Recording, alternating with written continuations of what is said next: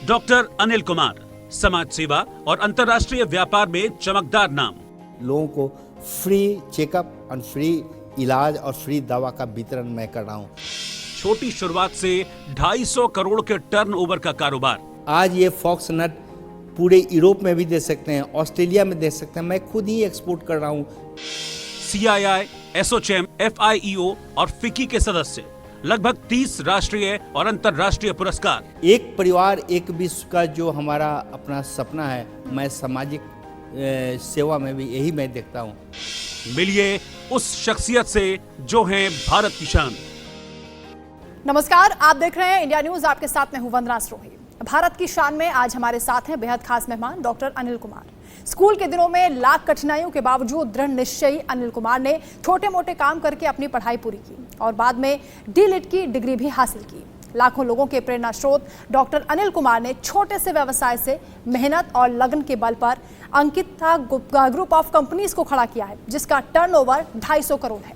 ये इस कंपनी के CEO और अध्यक्ष हैं। मूल रूप से मुजफ्फरपुर बिहार के रहने वाले डॉक्टर अनिल कुमार एक ऐसे समाज सेवी हैं जिनके नाम समाज के लिए अनगिनत काम करने के उदाहरण हैं। सर, पहला सवाल आपसे यही कि सामाजिक कार्यों के लिए आपकी प्रेरणा कौन है और सामाजिक कार्यों की शुरुआत कब और कहां से हुई? मैं समझता हूँ कि शायद किसी भी व्यक्ति के लिए सबसे प्रथम पाठशाला उसका घर होता है, उसका परिवार होता है। मुझे सबसे पहले जो है, मुझे अपने फादर मदर से शिक्षा मिली कि समाज में कैसे सेवा करना चाहिए। मेरा पहला टीचर और गुरु और शिक्षक मेरे माता पिता हुए हैं। उसके बाद मेरे जो जीवन संगिनी मिली डॉक्टर नमिता अनिल, वो इतनी पढ़ी लिखी हाईली क्वालिफाइड होने के बाद भी हमारे इन कार्यों में बहुत उनका सहयोग रहा, सहयोग देती रही। और सहयोग देते हुए मैंने स्टार्ट जब किया इन चीज़ों से, तो मैं गरीब लड़कियों को जो देखा हमने कि जो ये इसके डॉरी के अभाव में जो है ना शादियां नहीं हो पाती थी, वो मिसेज ने अपनी साड़ी और अपना ऑर्नामेंट्स भी उतार कर लोगों को दिया जिन लड़कियों की शादी नहीं हो रही थी। तो मैंने करीब करीब सैकड़ों लड़कियों को शादी करवाया। मैंने बाढ़ पीड़ित में बिहार के बाढ़ पीड़ितों लोगों को जो है वो सहयोग किया और वहाँ तक भोजन और दवा पहुँचाने की कोशिश किया। घर घर में कोविड पीड़ित लोगों को मैंने खाना पहुंचाया। जिस समय माइग्रेंट जितने भी लेबर्स जो पंजाब, हरियाणा और दिल्ली से भाग रहे थे, वो करीब 5 से 6 हज़ार वो लेबर जो है ना, वो ISBT के पास में इकट्ठे हुए थे। उनके पास ना तो पानी था ना मैं भोजन था। मैंने उस हालात में दिल्ली पुलिस के DCP चंद्रा सिंह ने मुझे फ़ोन किया कि अनिल जी, आपका कंट्रीब्यूशन मैं देख चुका हूँ और आप जो सहयोग करते हैं वो भी देखते हुए मुझे उम्मीद है कि आप, मेरा एक रिक्वेस्ट है कि आप दिल्ली पुलिस के साथ मिलकर इन माइग्रेंट जो लेबर्स हैं उनको सहयोग करें। मैंने 5000 लेबर को दिल्ली पुलिस के सहयोग से ISBT के पास में जो इकट्ठे हुए थे उनको मैंने भोजन दिया और उनको घर तक पहुंचाने के लिए मैं सुविधाएं दी। फिर उसके बाद कच्छ में हमने देखा, तो कच्छ में हमने आर्य समाज के थ्रू, आर्य समाज के जो ऑफिस था वहाँ से हमने फ्री ऑक्सीजन भेजा, पूरी ऑक्सीजन दिया। ऑक्सीजन जो आपको मैंने बहुत ऐसा इंपोर्ट किया ऑक्सीजन के लिए, और इंपोर्ट करने के बाद मैंने हर हॉस्पिटल में या घर में पहुंचाया जो लोग कोविड पेशेंट थे। मैंने कोविड में ये काम किया। 28 लड़कियों का सामूहिक हमने शादी बरेली में किया जिनके पास खाने के लिए भी पैसे नहीं थे, और उनको नई गृहस्थी के लिए मैंने सारी व्यवस्था करके उनको घर में मैंने विदा किया। जिस जैसे एक बेटी की विदाई होती है उस तरह से मैंने विदाई करके 28 लड़कियों के, जिसमें हिंदू के साथ साथ 2 मुस्लिम लड़कियां भी थी, उनका भी निकाह करवाया हमने। कराकर उसी तरह से उनकी नया बेड, नया किचन सब लाकर हमने किया। आज हमने कच्छ में जब देखा कि कच्छ के लेबर सब जो जितने भी माइग्रेंट थे, उस टाइम में कोविड के टाइम में स्टेशन पर 4 से 5 हज़ार लेबर बैठे हुए थे, क्योंकि ये नॉर्थ इंडिया के जो लेबर थे वो सारा वहाँ जितना पोर्ट है, मुंद्रा पोर्ट और कंडला पोर्ट, इस पोर्ट पर वहाँ वो काम करते थे। लेकिन कोविड के टाइम में न तो उनके पास भोजन का व्यवस्था था, न खाने का व्यवस्था था, न पानी पीने की व्यवस्था थी।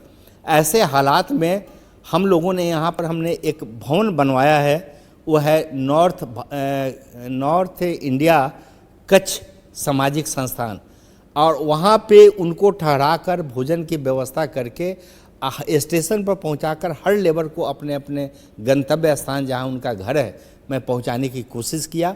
और आज बिल्डिंग, अभी एक सप्ताह पहले उस बिल्डिंग को तैयार किया और तैयार करने के बाद में आज इनॉग्रेशन हमने किया और हमने ठान लिया है कि वो गांधी धाम, जहाँ जगह का नाम है गांधी धाम नहीं, एक निरोग धाम बनकर वो उभरे।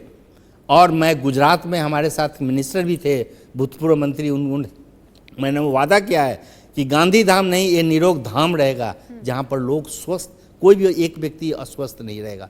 मैंने ये काम किया और मुझे इसमें बड़ी खुशी है कि भारत सरकार और इसके जो ब्रिक्स के जो अध्यक्ष हैं, से जो कंट्री है साउथ अफ्रीका, उनके राष्ट्रपति का मैं एक आमंत्रण पत्र मिला कि आप आइए और व्यवसाय को अपने बढ़ाइए और यहाँ पूरे अफ्रीका में अब जहाँ तक हो सो इसको फैलाइए। मैं कोशिश कर रहा हूँ, मैं एक दवा के कंपनी के साथ टाइप करके, एक कॉस्मेटिक कंपनी के साथ टाइप करके पूरे अफ्रीका के अंदर भारत का जो भी हमारा आयुर्वेदिक मेडिसिन से लेके एलोपैथिक मेडिसिन तक, उसको आगे मैं प्रोडक्शन करके और इस हमारे जो पुराना जो एक सिस्टम था उस पद्धति के थ्रू पूरे अफ्रीका के अंदर में इसके फैलाएं।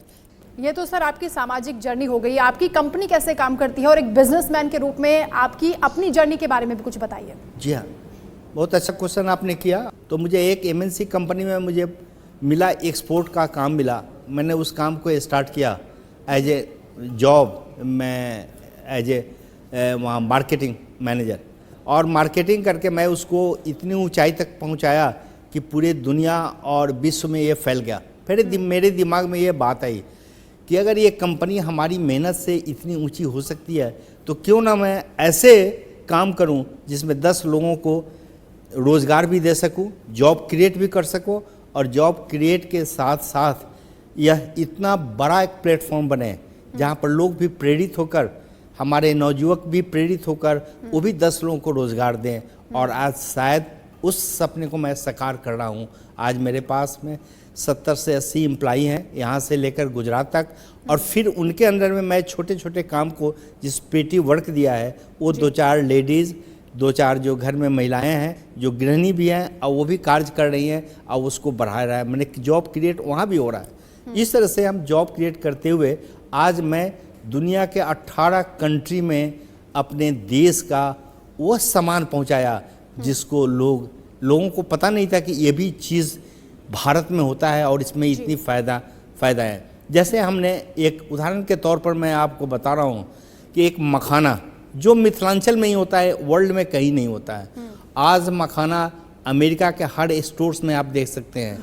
आज यह मखाना, जिसको फॉक्स नट भी बोलते हैं, आज ये फॉक्स नट पूरे यूरोप में भी दे सकते हैं, ऑस्ट्रेलिया में दे सकते हैं। मैं खुद ही एक्सपोर्ट कर रहा हूँ, कंटेनर का कंटेनर मेरा अमेरिका में जा रहा है और सारे स्टोर्स में निकल रहा है।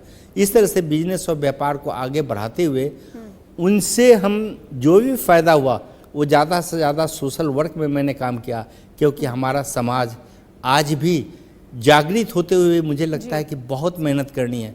जब तक मेहनत पूरा नहीं होगा, जागृति आएगी नहीं, तब तक हम समझ नहीं पाएंगे।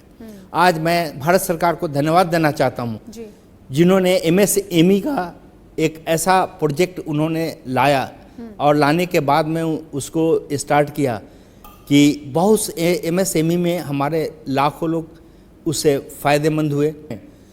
वेस्ट चंपारण का एक बगाहा जगह है, एक छोटा सा कस्बा है, उसमें मुझे किसी ने बताया कि यहाँ करीब 100 से ज़्यादा परिवार है जो बेघर हो गया है और जो कमाने वाले हैं उनका डेथ हो चुका है कोविड में। उनके पास नहीं तो अनाज है और नहीं छत है। वहाँ हमने बिहार कोविड जो संस्था था उसके माध्यम से मुझे किसी व्यक्ति का वहाँ ने मुझे परिचय कराया कि ये चंपारण में स्थिति ऐसी है, आप इनसे मिलकर आप देख सकते हैं कि क्या हालात है। मैंने चंपारण में वहाँ सारे घरों को जो झोपड़पट्टी उजड़ चुकी थी उनको छत दिया हमने। छत देने के बाद में पुरुष वर्ग कोई कमाने वाला नहीं था, तो वहाँ जूट जो होता है उस जूट की रस्सी बनती है और वो लोकल महिलाएं वहाँ बनाया करती थी। मैंने उनको एक संगठित करके जूट का रस्सी बनवाया। अब बनाकर मैं वहाँ से मार्केटिंग करवा कर आज पूरे गांव को मैंने एक SME की अंतर्गत, उस प्रोजेक्ट के अंतर्गत आज वो अपने आत्मनिर्भर वो परिवार बन गया है और जी। चल रहा है। बहुत ही सराहनीय काम सर आप कर रहे हैं, एक सामाजिक कार्यकर्ता के रूप में भी और एक जिम्मेदार नागरिक होने के नाते भी। बहुत शुक्रिया आपका हमारे साथ जुड़ने के लिए, तमाम बातचीत के लिए।